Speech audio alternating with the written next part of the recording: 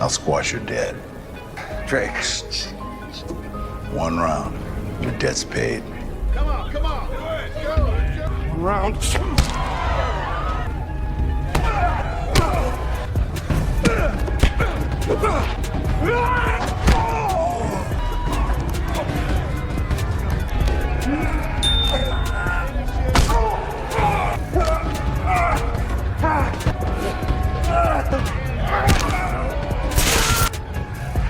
Le film s'ouvre sur 3 hommes, en pleine chasse au cœur d'une forêt dense. L'un d'eux, Dale, s'éloigne du groupe pour traquer sa propre proie. Après une longue poursuite, il finit par repérer sa cible et s'apprête à tirer. Mais avant qu'il ne presse la détente, un grand chauve surgit et le pousse violemment dans le vide. Dale meurt sur le coup. Cet homme est Ryan Verrett, ancien policier consumé par la vengeance depuis l'assassinat brutal de sa famille des années plus tôt, film dans lequel Dale était directement impliqué. Après avoir réglé son compte à sa cible, Ryan se dirige vers une petite ville isolée nommée Hope, un endroit hors du commun. Hope est une ville sans loi, entièrement sous la coupe d'un gang de motards violents. Leur emprise est telle que même le shérif vit dans la peur permanente. Malgré le danger évident, Ryan entre dans la ville.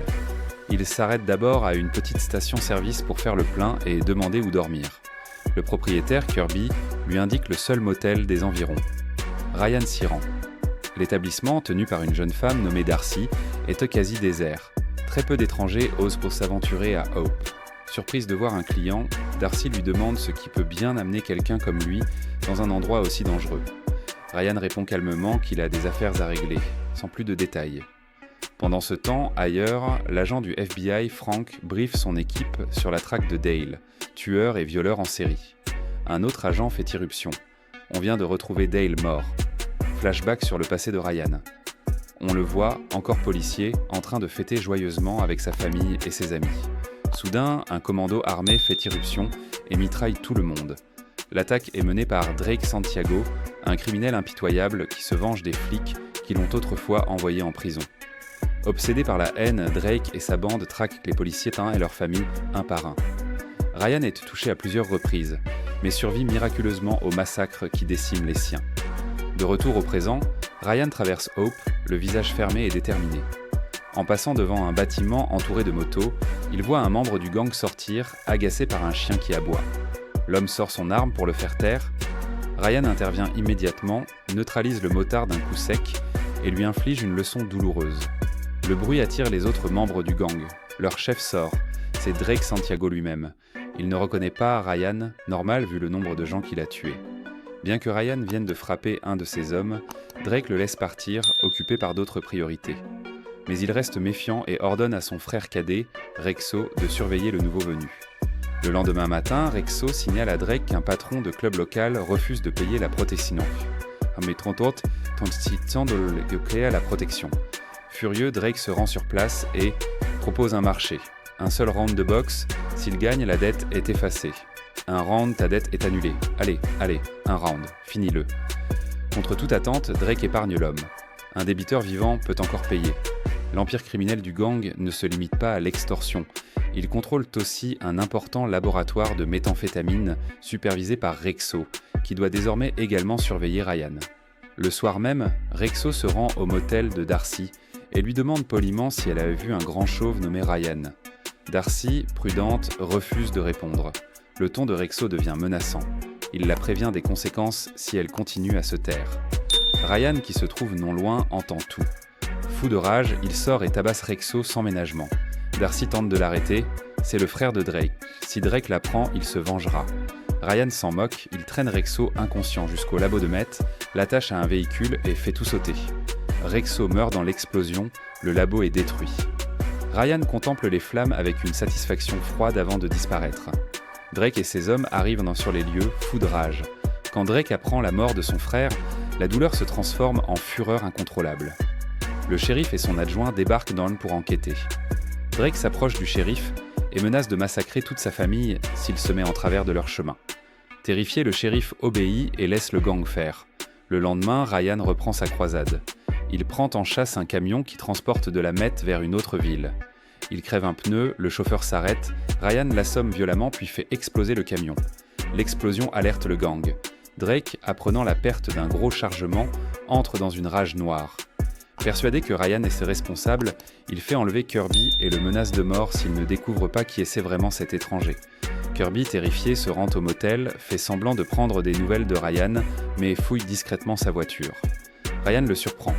Nerveux, Kirby l'invite chez lui pour boire un verre et tente de se justifier.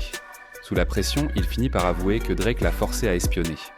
Au même moment, une moto approche. Crabbe, le bras droit de Drake, vient régler son compte à Ryan. « T'es un dur à cuire, hein ?» « Je vois. Tu sais que t'as merdé, mec. J'entends ça souvent. Tu vas payer pour ça ?» Disparaît. Le combat est bref et brutal. Ryan bat Crabbe mais lui laisse la vie sauve. Pendant ce temps, Drake rend visite en secret au shérif, qui lui révèle le passé de Ryan. Ancien flic, toute sa famille assassinée. Ravi, Drake récompense le shérif. Le lendemain, Drake et ses hommes rendent visite à Kirby pendant qu'il se repose. Déçu par son manque de résultats, Drake ordonne à Crabbe de l'exécuter. Le matin suivant, Ryan apprend la mort de Kirby et comprend immédiatement qui est derrière. Il attaque alors un des bars du gang, neutralise tout le monde, capture Crabbe, le met dans son coffre, l'exécute et dépose le corps devant le QG du gang comme un avertissement. Quand Drake découvre le cadavre de son lieutenant, il perd totalement la raison. Il rassemble ses derniers hommes et lance une chasse à l'homme total. Cette nuit-là, Darcy entend du bruit dehors. Elle prend un fusil. Ryan, anticipant l'assaut, lui dit de se cacher derrière le comptoir. Les hommes de Drake envahissent le motel. Ryan attend calmement, fait couper les lumières. Dans l'obscurité totale, une fusillade éclate pendant quelques dizaines de secondes. Quand la lumière revient, tous les assaillants sont morts, Ryan indemne. Il fuitera le motel, mais tombe dans une embuscade. Les derniers membres du gang maîtrisent Ryan et le passent à tabac jusqu'à l'inconscience. À son réveil, il est attaché sur une chaise dans le QG du gang. Darcy est captive à côté, terrifiée. Drake comprend enfin que cet inconnu démantèle son empire. Il promet de les tuer tous les deux, mais d'abord de violer Darcy sous les yeux de Ryan. Il laisse un de ses hommes torturer Ryan et sort de la pièce. Malgré les coups et les lacérations, Ryan parvient à se libérer, assomme son bourreau, récupère son arme et avance dans le bâtiment, éliminant les hommes de Drake un par un.